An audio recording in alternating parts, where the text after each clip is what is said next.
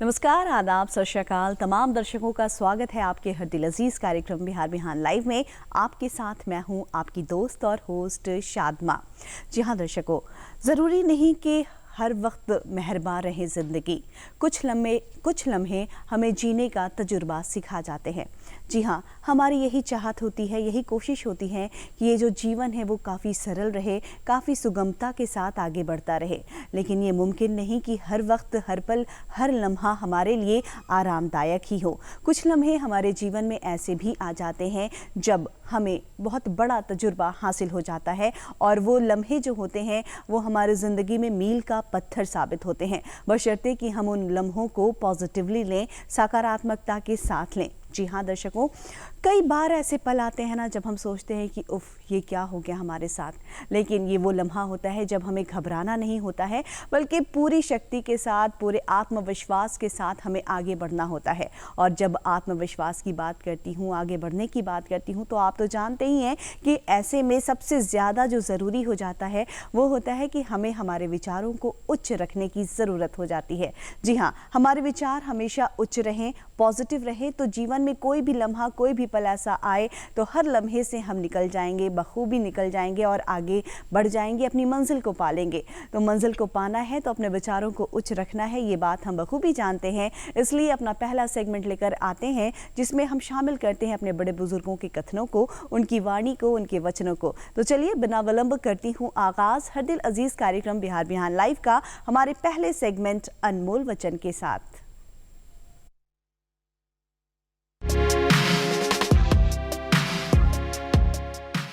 महात्मा गांधी ने कहा था, एक विनम्र तरीके से आप दुनिया को हिला सकते हैं।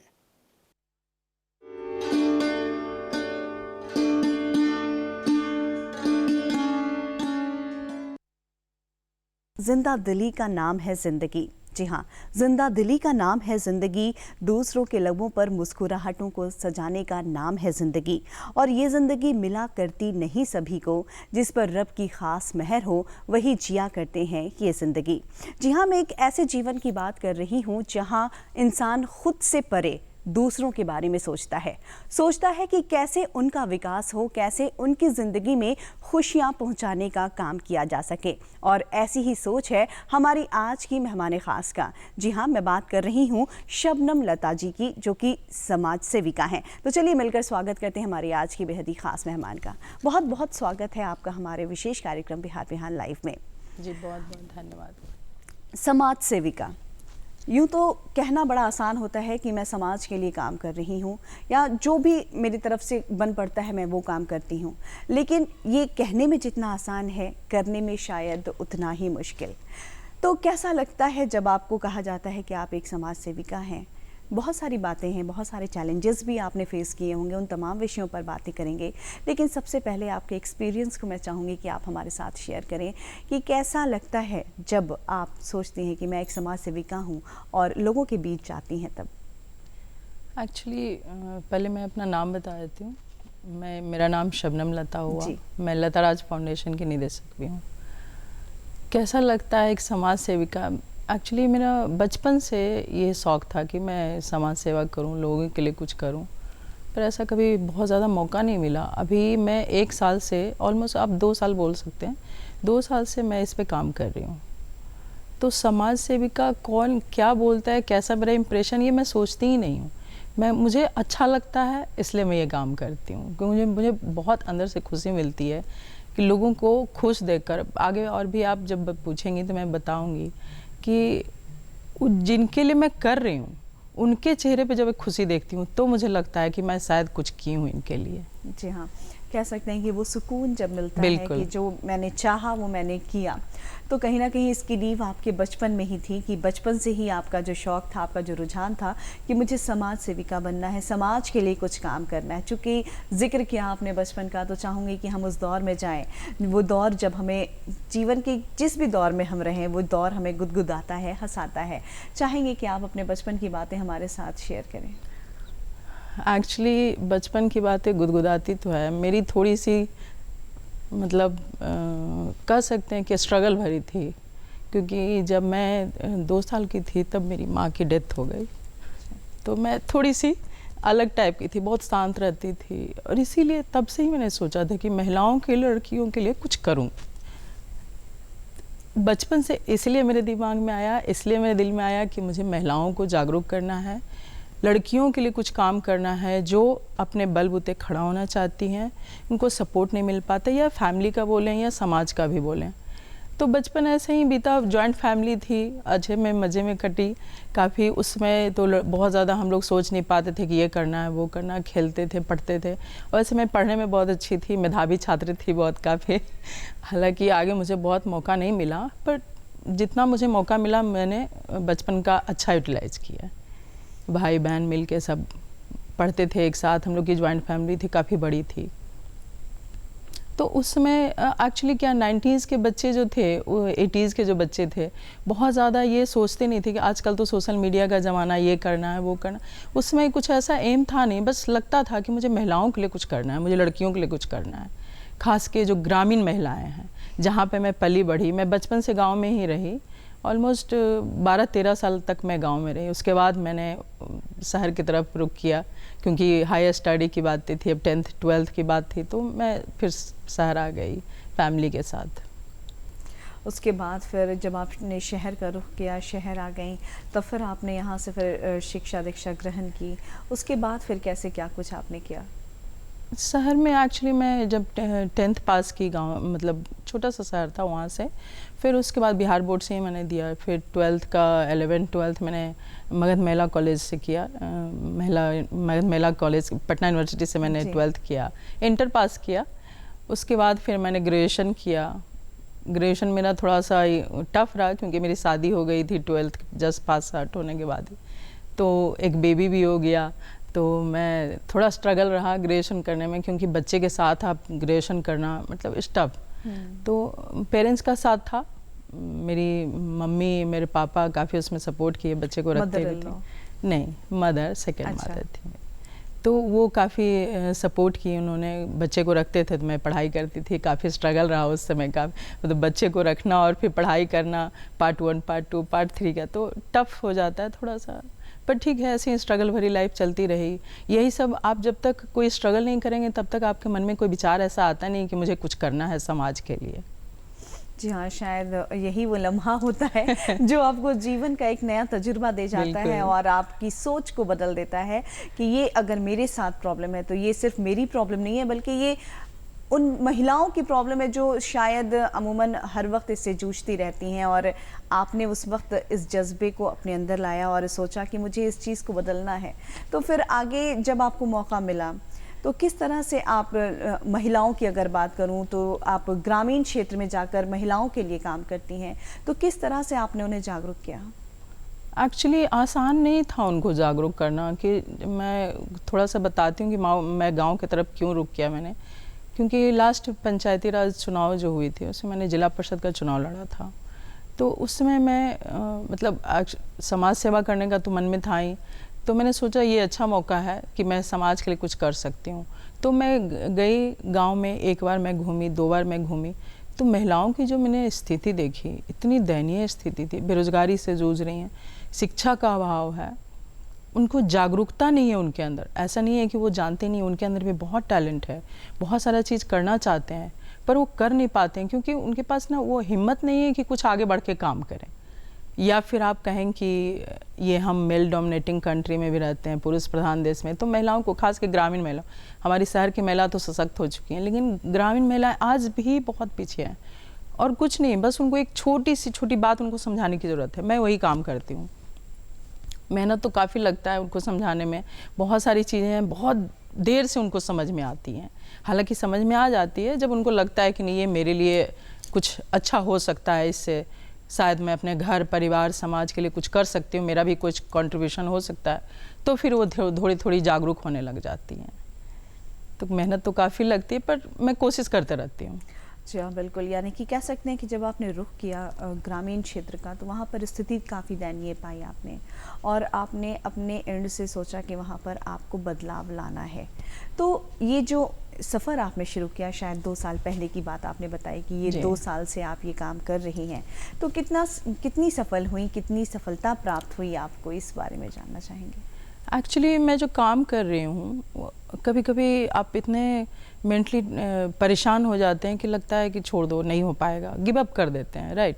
तो जब मैं फिर जाती हूँ लोगों के पास, मैं कभी भी चली जाती हूँ जहाँ मैं काम कर रही हूँ, हमारे बहुत सारे काम हैं, तो कभी भी जब चली जाती हूँ तो मैं जब उनका एनर्जी लेवल देखती हूँ कि कितना अंदर से वो खुश होकर ये काम करते हैं। मैं छोटी बच्चे की बात बता रही हूँ, 12-13 साल की लड़की जो है, इतना मतलब डेडिकेशन के साथ वो सिलाई सीख रही थी कि मुझे उसको देख के मुझे सीखने को मिला कि मैं जो कर रही हूँ मुझे दिखने लग जाता तो मैं गिव अप नहीं कर सकती, ये नहीं कर सकती तो मैं क्यों कर सकती हूँ। उनके पैरों में चप्पल नहीं होते, कपड़े फटे होते हैं, लेकिन उनके अंदर जज्बा है कि मुझे कुछ करना है, मुझे कुछ सीखना है। तो ये उसको देख के मैं सीखती हूँ कि नहीं, मैं क्यों गिव अप करूँगी जब ये बच्चे नहीं कर सकते हैं, इतनी मतलब छोटे होकर के इतनी समझदारी है, तो मुझे लगता है कर सकती हूँ मैं। जी हाँ, बिल्कुल, बेशक यही तो जज्बा होता है जो हमें जीवन को बदलने में, सफलता प्राप्त करने में, हमें आगे बढ़ने में हमारी मदद करता है। यहाँ पर जानना चाहूँगी कि चूँकि आपने ग्रामीण क्षेत्रों की बात की, ग्रामीण क्षेत्रों में आपने बहुत सारे चैलेंजेस को देखा, उनसे आपने निपटने की कोशिश की, उनको आपने बदलने की कोशिश की, तो जो महिलाएं हैं उन्हें किस तरह से आप निपुण बना रही हैं, कैसे उन्हें रोज़गार से जोड़ने की कोशिश कर रही हैं? एक्चुअली मैं जब चुनाव लड़ी थी तो मैं कुछ कम मार्जिन से मैंने चुनाव को लूज कर दिया, हार गई थी मैं। तो मुझे ऐसा लगा कि अब कुछ तो मुझे करना है इनके लिए, तो मैं कैसे करूँगी, मुझे कोई बैनर चाहिए, मुझे कुछ तो चाहिए, मेरे पास कोई ऐसा पावर है नहीं, क्योंकि आप बिना बैनर और बिना पावर का आप कुछ कर नहीं सकते हैं। क्योंकि बहुत लोग हैं, जैसे आप कुछ करने जाते हैं तो 10 लोग पीछे से प्रॉब्लम भी क्रिएट करते हैं कि नहीं ये ऐसे आप क्यों कर सकते, क्योंकि ग्रामीण परिवेश में ये सब बहुत ज़्यादा है थोड़ा सा। तो मैंने एक संस्था बनाई, लता राज फाउंडेशन संस्था, जिसके मैं डायरेक्टर भी हूँ। उसके तहत मैं अभी सबसे पहले उसमें महिलाओं को सिलाई, निःशुल्क सिलाई सिखाती हूँ ताकि वो प्रशिक्षित हों और अपने लिए कुछ कर सकें। छोटी छोटी बात मैं बताती हूँ कि जब सीखती हैं वो सिलाई, तो मैं बीच बीच में कभी कभी जैसे कोई फेस्टिवल्स आ गया, होली, दशहरा, तो मैं जब जाती हूँ उन लोग से मिलने तो बोलती है कि मैडम कपड़े मैं 400 के खरीदती हूँ, 500 मुझे सिलाई देना पड़ता था। तो मुझे लगा कि मैंने इनको सशक्त बना दिया, क्योंकि अब वो 500 रुपया सेव कर रही हैं, राइट। तो 500 रुपया जो वो बचा रही हैं और एक पूरी फैमिली का जो आप 5-10 लोगों का कपड़ा सिल रही हैं वो, तो आप सोचिए कितना पैसा उनका बच गया, घर का कितना पैसा सेव हो गया। क्योंकि ग्रामीण परिवेश में लोग 100-200 रुपया भी जोड़ने के लिए बहुत मेहनत करते हैं, मशक्क़त करते हैं। तो इस तरह से मैं उनको जागरूक करती हूँ कि उनके लिए भारतवर्ष में पूरे ऐसे कोई भी ऐसा, पूरे दुनिया में कोई ऐसा आदमी नहीं जो बिना कपड़ा सिले पहनता नहीं। ये एक ऐसा चीज़ है जिसके जरिए आप कमाई कर सकती हैं। एक महिला के लिए खास के जो बाहर नहीं निकल सकती हैं, उनको मैं वहीं पे सिलाई मशीन प्रोवाइड करवाती हूँ, 2 सिलाई मशीन लगाती हूँ और वहाँ पे 25-30 महिलाओं, लड़कियों को सबसे पहले मैं प्रायोरिटी लड़कियों को देती हूँ, क्योंकि हो सकता है कल को उनकी शादी हो जाए तो दूसरी जगह चली जाएँ। तो 3 महीने का मैं उनको ट्रेनिंग देती हूँ, फिर मैं उसको अपना सर्टिफिकेट देती हूँ अपने एनजीओ का उनको, ताकि वो कहीं भी अगर जॉब भी करना चाहें, क्योंकि हमारी सरकार से रजिस्टर्ड संस्था हमारी। जब आपने गांव का रुख किया, गांव में गई, वहाँ की औरतों की स्थिति को आपने दयनीय पाया, तो उन्हें रोज़गार से जोड़ने के लिए ज़रूरत होती है घर से निकलने की। किस प्रकार आपने उन्हें घर से निकाला और रोज़गार से जोड़ने के लिए, उन्हें सिलाई ही सिखाने के लिए कैसे आपने फिर क्या कुछ कोशिशें की, वो तमाम बातें जानना चाहेंगे। एक्चुअली मैं जब महिलाओं को जागरूक करती हूँ, तो जब मैं जाती हूँ मीटिंग जब करती हूँ उनको, सबसे पहले तो मैं जागरूक करने के लिए एक मीटिंग रखती हूँ ताकि उनको समझाऊँ कि इसका क्या बेनिफिट है। तो उसमें बहुत ज़्यादा वो इंटरेस्ट नहीं लेती हैं, उनको समझ नहीं आता, उनको लगता है कि शायद ये भी औरों की तरह आई हैं, कुछ भी समझा के चली जाएंगी। तो मुझे थोड़ा उसमें मेहनत करना पड़ता है, क्योंकि मैं उनको विश्वास दिलाना चाहती हूँ कि मैं आपके लिए करने आई हूँ कुछ, आप विश्वास जताएं, मैं आपके लिए बहुत कुछ करूँगी। उसके लिए मुझे बहुत मशक्क़त करनी होती है। पहले तो सबको बुलाने में बहुत मेहनत होती है, सब लोग बोलेंगे ऐसी आई हैं, कुछ भी करना होगा, इनको अपना काम होगा, कुछ बहुत तरह की बातें उनके मन में भी आती है। और ऑब्वियस बात है कि वो आती है, क्योंकि उसी माहौल में सब लोग रहते हैं, क्योंकि आते हैं लोग। मुझे नहीं लगता कि ग्रामीण परिवेश में आज के टाइम में कोई भी एनजीओ जाती है कोई काम करने के लिए, तो उनके मन में हम लोगों ने ही ऐसा पैदा किया है भ्रम, ताकि वो उसके लिए अगर उस भ्रम को दूर करना है तो हमें ही मेहनत करनी पड़ेगी। तो मैं बहुत इसके पीछे मेहनत करती हूँ, मैं बहुत 1-1 घंटा वेट भी करती हूँ कि ठीक है आप लोग अगर फुर्सत हो जाए तो आप आ जाइए, मैं यहीं पे बैठी हूँ। फिर आती हैं सब। उसके बाद तो काफ़ी जब वो उनको मैं समझाती हूँ तो इतना मतलब वो अच्छे से आराम से समझते हैं, उनको फिर लगता है कि जब ये बहुत देर से आ रही हैं और हर बार आ रही हैं जा रही हैं तो इसका मतलब है कुछ करेंगे। और मैं चुनाव के टाइम पे भी जब घूमती थी तो लोगों को थोड़ा सा ये सब मैं समझाती थी कि मैं आप लोग के लिए काम करने आई हूँ।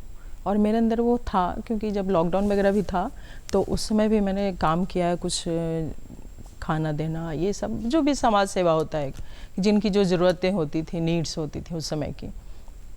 और पहले भी बहुत सारी संस्था से मैं जुड़ के कुछ कुछ काम वगैरह की हूँ, अंदर तो था ही। और बचपन से मैं इसी माहौल में भी रही हूँ एक्चुअली, कि जहाँ पे जो नीडी हैं, जिनको ज़रूरत उनके लिए काम किया जाता था। हमारे परिवार में मेरे फादर ही हैं, तो उनसे मैंने बहुत कुछ सीखा। उसके बाद मैंने सोचा कि कुछ करना है तो मेहनत तो करना पड़ेगा, तो गांव की तरफ मैंने वही सोचा था कि जहाँ कोई नहीं जाता, जो एकदम ग्राउंड पे हैं, उनके लिए मैं काम करूँगी, क्योंकि वहाँ तक कोई जाता नहीं है। क्योंकि काफ़ी मेहनत है, एक तो आपको वहाँ जाना है, लोगों को जागरूक करना है, लोगों को बहुत समझाना होता है। उनके पास काम भी होते हैं, जैसे अब खेत का काम है, घर का काम है, तो उनके पास बहुत टाइम नहीं होता है। फिर भी अब बहुत सारे ऐसे सीजन होते हैं कि फसल नहीं है कुछ भी, तो उनके पास कोई काम नहीं हो, बैठे हुए हैं ऐसे। तो चुनाव के टाइम पे मैं घूमती थी तो देखती थी महिलाएं सब इकट्ठा बैठ के गॉसिप कर रही हैं, तो मैं उनसे पूछती थी कि आप लोग इतना टाइम क्यों बर्बाद करती हैं ऐसे। तो उन्होंने बोला मैडम कोई काम नहीं है तो क्या करेंगे। तो फिर मैंने उसी समय ये सब सोचा था कि स्टार्ट करूँगी। लेकिन जब मैं स्टार्ट की सिलाई सेंटर, तो महिलाएं इतना बढ़ चढ़ के हिस्सा लेती हैं कि मैं बता नहीं सकती, इतनी खुश हैं। खास के उनके जो लड़कियां हैं जो अनमैरिड हैं, उनके जो पेरेंट्स हैं, कि कल अगर शादी होती है, कोई आता है, लड़के वाले आते हैं, तो उनको बोलना है अच्छा लगता है कि मेरी बेटी सिलाई सीखी हुई है। मतलब उनको लगता है कि उसके पास एक ऐसा गुण है जिसके लिए मतलब अगर वो लेकर चले, उसके साथ अगर कुछ काम करना हो तो अपने घर के लिए कंट्रीब्यूशन कर सकते हैं, अपने फैमिली के लिए, अपने समाज के लिए कुछ तो कंट्रीब्यूशन देंगी वो। तो ये चीज़ अच्छा लगता है कि मैं जो मेहनत कर रही हूँ ये सफल हो रहा है। अभी हमारी संस्था की तरफ से ऑलमोस्ट 27-28 सेंटर चल रहे हैं हमारे, अभी रनिंग में है। क्या बात है। और उन 27-28 सेंटर्स पे महिलाएं पूरे बढ़ चढ़कर हिस्सेदारी अपनी ले रही हैं और सिलाई का काम सीख रही हैं और अपना जीविकोपार्जन का एक नया साधन बना रही हैं। और कह सकते हैं कि समाज में एक बड़ा बदलाव लाने की जो आपकी कोशिश है वो कहीं ना कहीं फलीभूत होती हुई दिख रही होगी आपको। क्या बात है। अगर मैं चैलेंजेस की बात करूं, सबसे बड़ा चैलेंज आप क्या मानती हैं महिलाओं के सामने ग्रामीण क्षेत्र की अगर बात की जाए तो? एक्चुअली वो निकलना नहीं चाहती हैं, उन्हें लगता है कि बाहर कैसे जाएं। एक तो देखिए सुविधा भी, अभी सुविधाएं बहुत बढ़ गई हैं, लेकिन फिर भी आज भी हमारे ग्रामीण परिवेश जो महिला है काफ़ी पिछड़ी हुई हैं। हम वुमेन एम्पावरमेंट की बात करते हैं, लेकिन आप अगर गांव में जाएंगे तो आपको समझ में आएगा कि हम महिलाएं कितनी सशक्त हुई हैं। मुझे ऐसा तो फील नहीं हुआ, क्योंकि हम जैसे लोग को, मुझे अगर फील हुआ कि हमें महिलाओं को जागरूक करना है, उनको सशक्त करना है, तो मुझे लगता है कि क्यों लगा ऐसा, ये इसलिए लगा कि मैं इतना घूमी कि मुझे फील हो गया कि महिलाएं बहुत पिछड़ी हुई हैं। और महिलाएं जब पिछड़े रहेंगी तो आने वाली जो पीढ़ी होगी वो कैसे आगे बढ़ेगी बताइए। क्योंकि एक महिला जब पढ़ती है, एक महिला जब सशक्त होती है तो पूरा एक परिवार सशक्त होता है, एक समाज सशक्त होगा, राज्य, फिर देश। तो ये कड़ी है जो जुड़ती है, एक दूसरे को जोड़ती है। तो जब तक हमारी महिलाएं सशक्त नहीं होंगी तो हम कैसे, भारत कैसे विकास करेगा।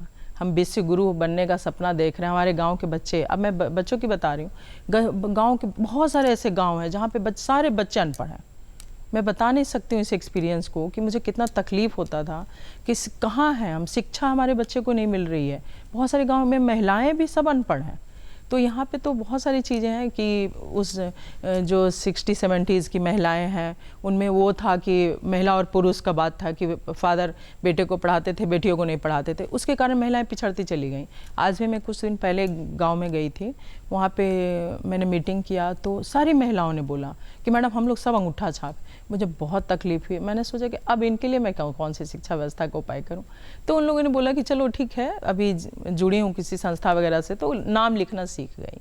तो मुझे वही दिमाग में आया कि शायद ये उस ज़माने में हुआ करता था कि बेटे और बेटे में फ़र्क होता था, कि बेटियों को पढ़ाया नहीं जाता था। लेकिन अगर बेटियों को नहीं पढ़ाएंगे, अगर महिलाएं नहीं पढ़ेंगी, सशक्त नहीं होंगी, तो कैसे हम विकास करेंगे। अब बात करेंगे कि आपने बच्चों की शिक्षा के लिए भी बहुत कुछ किया है। जानना चाहेंगे कि क्या कुछ किया है आपने उन्हें शिक्षित करने के लिए, कैसे उन्हें आपने प्रेरित किया?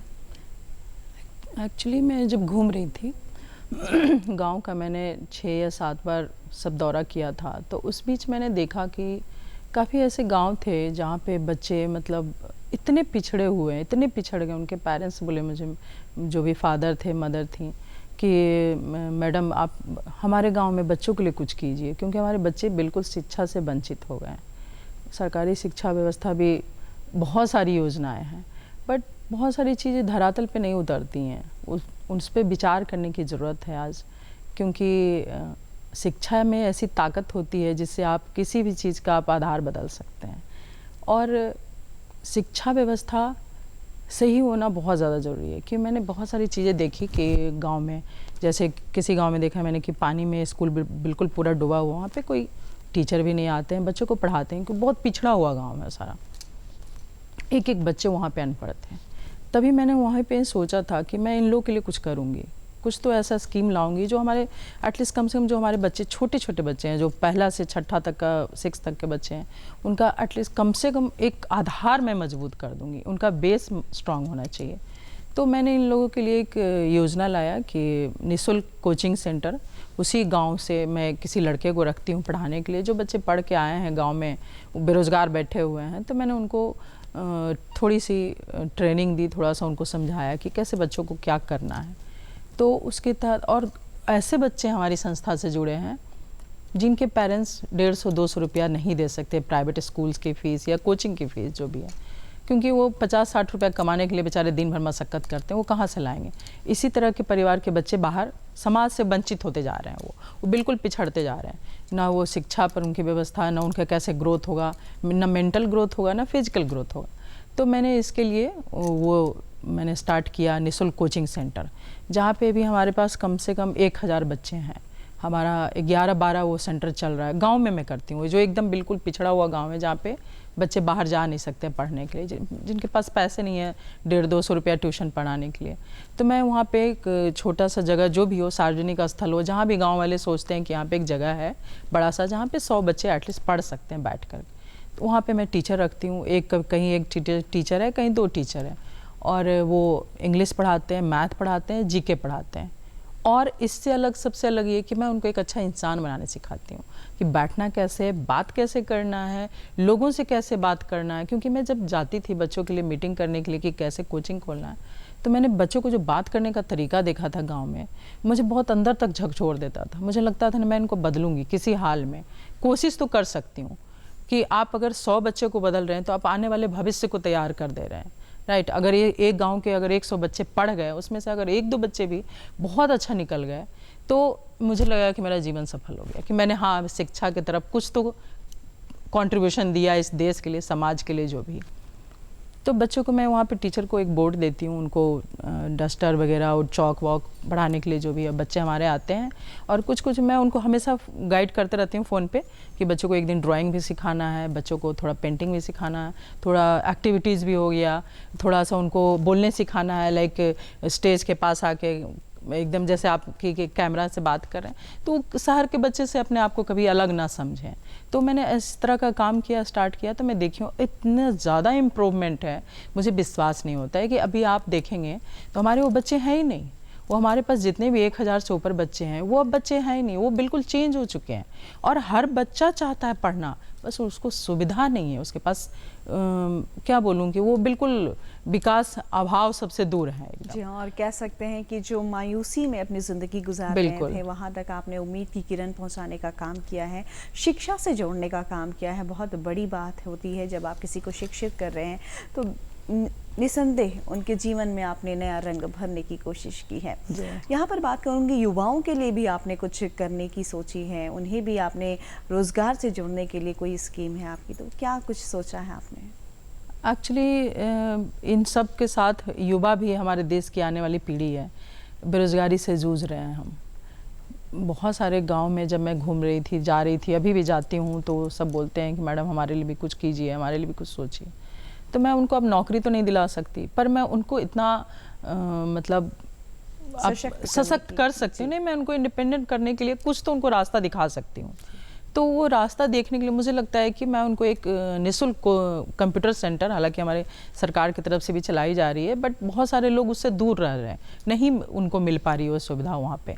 तो मैंने गांव में ही सोचा है कि कंप्यूटर सेंटर लगाऊंगी। अभी मैंने सारा व्यवस्था भी कर चुकी हूँ। मैं थोड़ा कुछ बच्चों का इंटरव्यू वगैरह ले रही हूँ कि जो सिखाएंगे, गांव के ही किसी लड़के को मैं रखूँगी ताकि वो बच्चों को सिखाएं। बच्चे मतलब 10th के बाद के बच्चे को, कि 10th 12th कर लिए बच्चे बैठे हुए हैं, उनको कुछ भी नहीं है, उनके पास कोई सुविधा नहीं, सारा दिन मोबाइल चलाते हैं, गेम खेलते हैं, जो भी अपना टाइम बर्बाद करते हैं। वैसे ही मैं उनको ऐसे भी समझाती हूँ कि आप सोचो अगर इस तरह से मोबाइल पे अगर सारा टाइम बर्बाद करेंगे तो आगे कैसे बढ़ेंगे, गांव कैसे विकास करेगा। आप गांव के बारे में तो सोचें कि गांव को कैसे हम स्वच्छ रख सकते हैं, गांव को कैसे लोगों को हम बता सकते हैं कि गांव के लिए हम लोग क्या कर सकते हैं, खेती कैसे कर सकते हैं। बहुत सारी चीज़ें हैं जिससे आप गाँव का विकास कर सकते हैं। ये युवाओं पर है कि वो कितना सोचते हैं गाँव के लिए। तो मैंने सोचा कि थोड़ा सा इनको मोटिवेशनल क्लास भी दूंगी और कंप्यूटर स्टार्ट करूंगी, क्योंकि आप आज के समय में कहीं भी आप जॉब करने के लिए जाते हैं तो आपको सबसे पहला सवाल यही पूछते हैं कि आपको कंप्यूटर ऑपरेट करने आता है या नहीं। तो मैंने सोचा कि लड़कियों को, लड़कों को मैं थोड़ा ये एक ऐसी योजना लेके आई हूँ ताकि उसके तहत वो आत्मनिर्भर बन सकें, कहीं भी वो अपना। क्योंकि मैं कुछ दिन पहले एक जगह बैठी हुई थी, वहाँ पे एक लड़की आई थी इंटरव्यू देने के लिए, तो उन्होंने पूछा कि बेटा तुम कंप्यूटर जानती हो। वो नहीं जानती थी बच्ची, क्योंकि उसने बोला कि मैं कौशल विकास योजना के तहत मैं सीखने जा रही थी लेकिन बहुत कुछ नहीं सीख पाई। तो मेरे मन में आया कि नहीं, मैं इनके लिए मैं ये सब करूँगी। मैंने उनको भी बताया, उसको भी बोला कि बेटा तुम अगर कुछ करना चाहती हो तो अब हमारी ऐसी योजना, अगर तुम्हारी तरफ ऐसी कोई दिक्कत होगी तो मैं करूँगी। तो मैंने सोचा कि अब एक कंप्यूटर सेंटर लगाऊंगी जहाँ पे एक ट्रेनर रखूँगी और हमारे लड़कों का बैच अलग, लड़कियों का बैच, इस तरह से मैं 3-4 पंचायत वाइज अभी खोलना है। अभी तो हाल में इसी मंथ मुझे एक ओपन करना है। तो मैं देखती हूँ अब युवाओं के लिए मैंने ये सोचा है तो कितना मैं इसमें कामयाब होती हूँ। महिलाओं के लिए और बच्चों के लिए जो कर रही हूँ उसमें तो बहुत कामयाबी मुझे मिली है कि मैंने जो सोचा था वो धरातल पे चल रहा है। बेशक, और जिस तरह की कामयाबी आपने महिलाओं और बच्चों में पाई है, हम आशा करते हैं कि उसी तरह की कामयाबी आपको युवाओं के लिए जो कार्यक्रम आप चलाने जा रही हैं उसमें भी आपको मिले। यहाँ पर बात करना चाहूँगी, चूँकि आप एक महिला हैं और महिला होने के नाते आप जानती हैं, समझती हैं कि महिलाओं के सामने किन किन चुनौतियों का उन्हें सामना करना पड़ता है। अगर मैं बात करूं एक महिला को आगे बढ़कर काम करने की, वर्क फ्रंट की बात करूं तो बेहद ज़रूरी हो जाता है ऐसे में फैमिली सपोर्ट। तो किस प्रकार आपको फैमिली सपोर्ट मिलता है अभी शादी के बाद की अगर बात करूं तो कैसा रहता है और कैसा लगता है आपको तब जब फैमिली सपोर्ट पूरा मिलता है? तो नहीं, मुझे एक्चुअली में फैमिली सपोर्ट काफ़ी मिलता है, क्योंकि बच्चे मेरे थोड़े अभी बड़े हो गए हैं तो सब अपना पढ़ाई करते हैं। बेटी भी मेरी बाहर पढ़ती है बोर्डिंग स्कूल में। तो इन खास के जब उसको लगता है कि मम्मा ये कर रही है, मुझे बोलती भी कि मम्मा आपने तो इतने सारे बच्चों को गोद ले रखा है तो मेरा जगह कहाँ है, मैं तो इसके बाद ही हूँ। तो वो खुश होती है बहुत, बेटी भी मेरी बहुत खुश होती है, हस्बैंड भी मुझे बहुत सपोर्ट करते हैं और फैमिली सब लोग सपोर्ट करते हैं। जितने भी मेरे आसपास मेरी फैमिली है, मेरे फादर हो गए, मेरे भाई भाभी जो भी हैं, हर कोई खुश होता है कि मैं कुछ कर रही हूँ अलग। तो वो जो खुशी दिखता है उनके चेहरे पे, वो मेरे लिए बहुत बड़ा सपोर्ट है। वो लगता है कि हाँ मैं जो कर रही हूँ इन लोगों को अच्छा लगता है कि ये कुछ अलग हट के कर रही है, कुछ उनके लिए कर रही है जिनके लिए कोई नहीं सोचता है। तो ऑब्वियस जब फैमिली सपोर्ट नहीं होगी तो मैं कुछ नहीं कर पाऊंगी, क्योंकि जब फैमिली और फ्रेंड्स भी बहुत सपोर्ट करते हैं, सब बहुत खुश होते हैं, बहुत लोग कोऑपरेट भी करते हैं। ऐसा नहीं है, आसपास जितने भी मेरे जो सराउंडिंग लोग रहते हैं वो लोग भी बहुत, क्योंकि मैं ऐसा काम करूँ मुझे लगता है कि सब लोग अप्रिसिएट करें। मैंने लोगों के लिए कुछ करना चाहा है, वहाँ के लोगों के लिए करना चाहा है जहाँ पे लोग मुझे नहीं लगता है कि कोई भी जाते हैं। जी हाँ, बिल्कुल कह सकते हैं कि ऐसे लोग जो बिल्कुल हाशिए पर अपने जीवन को गुजार रहे थे, वहाँ आपने पहुँचने की कोशिश की, लोगों के जीवन को बदलने की कोशिश की और बहुत हद तक सफलता भी पाई आपने। तो कोई यादगार लम्हा जब आप उनके बीच गई हों और कुछ ऐसा आपने देखा हो, कुछ महसूस किया हो, वो पल जो आपके जहन में हमेशा कैद रहता हो, अगर आप उसे हमारे साथ शेयर करना चाहें तो? हाँ बिल्कुल। जब मैं जाती हूँ गांव में तो एक तो पहला मैं बता चुकी हूँ वो कि एक लड़की, जब मैं वहाँ गई तो सिलाई मशीन चला रही थी, पैर की मशीन चला रही थी वो, और बहुत छोटी सी थी, 12-13 साल की लड़की है वो। उस दिन मैं थोड़ा अपसेट भी थी कि मुझे लग रहा था कि मैं कर नहीं पाऊँगी, क्योंकि कभी कभी आप क्या होता है ना, मेंटली आप एग्जॉस्ट हो जाते हैं कि लगता है आप नहीं पार लगेगा। मतलब आपको फाइनेंशियली सपोर्ट चाहिए, मेंटली सपोर्ट चाहिए, हर तरह का सपोर्ट चाहिए। तो कभी कभी जब आप हिम्मत हार जाते, तो मैं जब वहाँ गई तो बच्ची जो थी उसके पैर में चप्पल नहीं थे, सारे कपड़े उसके भी गंदे थे, कपड़े भी फटे हुए थे, लेकिन जो मैंने उसका कॉन्फिडेंस लेवल देखा उसके चेहरे पे, जो चला रही थी सिलाई, मैं इतनी खुश हूँ उसको देख के, मैं बता नहीं सकती हूँ कि वो खुशी मुझे, आप सोच सकते कि मुझे मेरे जहन में बैठ गया कि उसका अंदर जो सीखने की ललक है उसे ये नहीं तोड़ सकता है कि मैं गरीब हूँ या मेरे पास चप्पल नहीं है, मेरे पास कपड़े नहीं, फिर भी उसके अंदर है कि मुझे सीखना है और अपने आप को सही करना है, अपने आप को सशक्त करना है। छोटी सी बच्ची 13-14 साल की होगी मुश्किल से। और भी बहुत सारे ऐसी चीज़ें हैं जो, कहीं मैं एक गाँव में गई तो एक महिला मुझे बोली, वहाँ पे बहुत सारी लड़कियाँ सीख रही थी, तो मैंने पूछा उनसे कि फेस्टिवल्स आ रहे हैं, होली आ रहा है, तो तुम अपने फैमिली के लिए, सारे फैमिली के लिए, बोली मैं कपड़े सिल रही हूँ। तो मैंने उससे पूछा कि कितना सिलाई बचाई ये बताओ, तो उसने बोला कि ऑलमोस्ट 4 से 5 हज़ार रुपये उसने पूरी फैमिली की, चाचा चाची सबके कपड़े सिल के इतना मैंने बचा लिया। तो एक महिला थी, उन्होंने बोला कि जो आप कुछ हम लोग को भी डोनेशन दीजिए। तो मैंने बोला कि मैं तो डोनेशन इकट्ठा कर रही हूँ, आपको मैं कहाँ से डोनेशन दूँगी। लेकिन आप सोचिए कि मैंने 5,000 एक घर का पैसा बचाया, तो कितने घरों के पैसे बचे इस सिलाई में। अब आप सोचिए कि मैंने आपके गांव के लिए क्या किया। तो वो जो समझी वो महिला, मैं बता नहीं सकती उनके चेहरे पे जो था वो, कि मैंने क्या बोल दिया मैडम आपको, कि आपने जो किया इस गांव के लिए शायद किसी ने नहीं सोचा। तो वो मेरे लिए एक बहुत यादगार पल होता है ये सब। बिल्कुल कह सकते हैं कि जो चाहा, जो किया, उसे पाया आपने।